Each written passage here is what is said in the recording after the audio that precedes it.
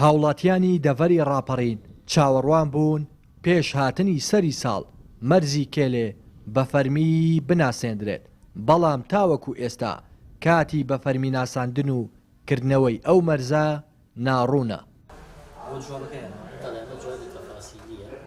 سۆران عومەر ئەندامی ئەنجومەنی نوێنەرانی عێراق باسی هەوڵەکانی بۆ بە فەرمی ناساندنی مەرزی کێلێ دەکات و لە دەیدا نووسنگەی سەرۆک وەزیران وەڵامی داوەتەوە مۆزوعی فەتحی معبەری کێلێ نوسخەیەکی بۆ مناتوە دەژڵێت بەهۆی 25 مەرزی نایاساییەوە مەرزەکانی کێلێ و پشتە و سازان و بەمۆ نەکراونەتە فەرمی.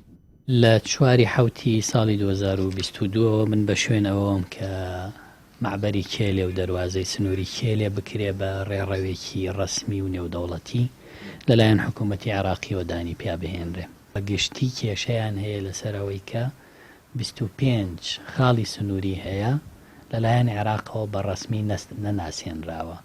هۆکارەکەشی بۆ واگەڕێنێتەوە کە گوایە دەواازە سنووریەکانی هەرێمی کوردستان لەژێر کۆنتڕۆڵ و چاودێری حکوومەتی ئیتیحادیانین.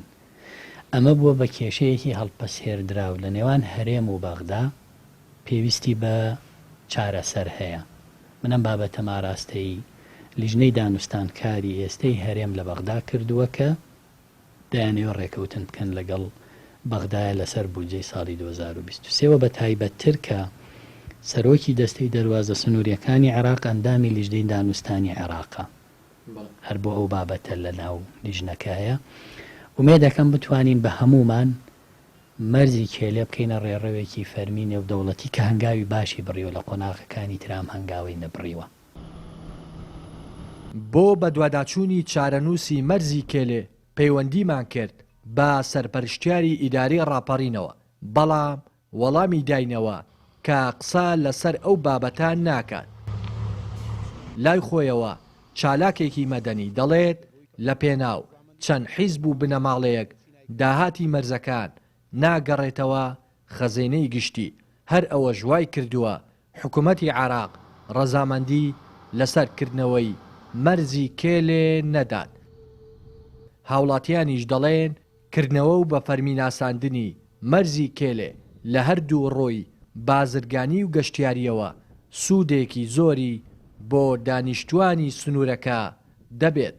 ئەگەر ناکردنەوەی مەرزێکی وەها گرنگ کە دەبێتە سەرچاوەیەکی گرنگی بازرگانی و تیجارەت بۆ دەبێت ڕەزامەند نەبن، بۆ دەبێت هاوکار نەبن. لە کاتێکدا حکوومەتی عێراق چەندین جار داوا دەکات کە ئەوان ڕەزامەندن بە مەرجێک داهات بگەڕێتەوە، ئەی داهات بۆ ناگەڕێتەوە، کەواتە بە دڵنیایی دەبێت لە پێناو بەرژەوەندی چەند حیزب و کەس و بنەماڵەیەک دانەگەڕێتەوە کە بەڕاستی ئەوە حیفێک و داخێکی زۆر گەورەیە کە لە حکوومەتی هەرێمدا هاوکار نێ لەو بوارانەدا. پێویستە حکوومەتی هەرێم و حکوومەتی ناوەندی بێکەوە گرنگی بۆ مەرزە بدرن و خەڵکێکی زۆر سوودمەند دەبێت لەوە هەر لە کرێکار هەر لە سایق و لە خەڵکی دەڤەرەکە سوودمەند دەبن.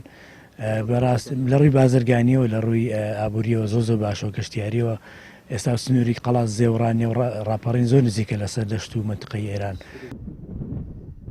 گەرچی کردنەوە و بە فەرمی ناساندنی مەرزی کێلێ لە سنووری ئیداری ڕاپەڕین هەنگاوی باشی بڕی و تەنیا ئەوە مابوو کردنەوەی مەرزەکە بە فەرمی ڕابگەیەندرێت، بەڵام بەهۆی ئەوەی 25 مەرزی نایاسایی هەن کە شەفافیت لە داهاتیاندا نییە و کاری قاچاقچێتیان تیادا دەکرێت، گرفێت بۆ بە فەرمی ناساندنی چەند مەرزێکی سەرەکی، لەوانەش مەرزی کێلێ دروست بووە.